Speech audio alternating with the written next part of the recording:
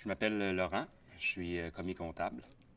J'ai commencé comme commis d'épicerie, mais l'épicerie est devenue un supermarché, puis petit à petit, j'ai monté les échelons.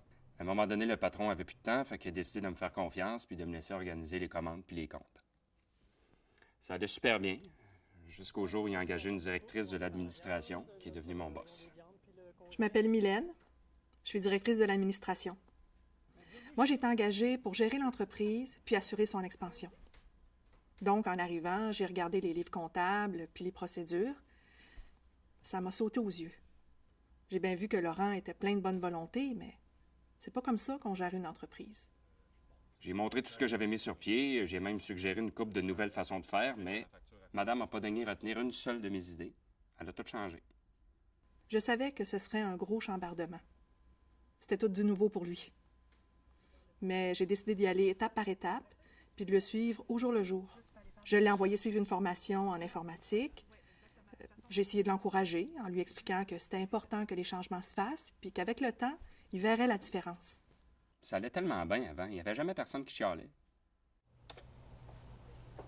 Mais elle, j'avais beau dire ce que je pensais, ça changeait rien. Il n'y avait jamais rien qui faisait son affaire. Fait que je me suis écœuré.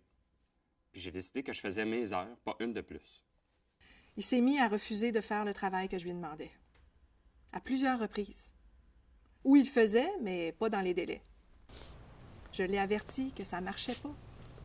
Mais il a continué à faire à sa tête. Fait que j'ai été obligée de le réprimander en espérant que ça allait se replacer.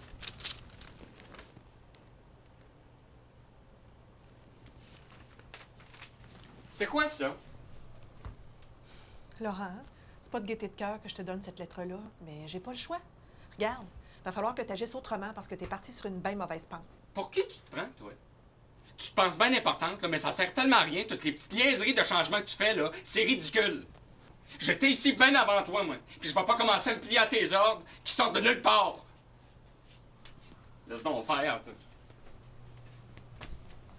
Ce jour-là, il a claqué la porte, puis il n'est pas revenu de la journée. Coller d'autres suspensions que je suis enragé. C'est là que je me suis dit, c'est du harcèlement psychologique. Hey, c'est grave, ça.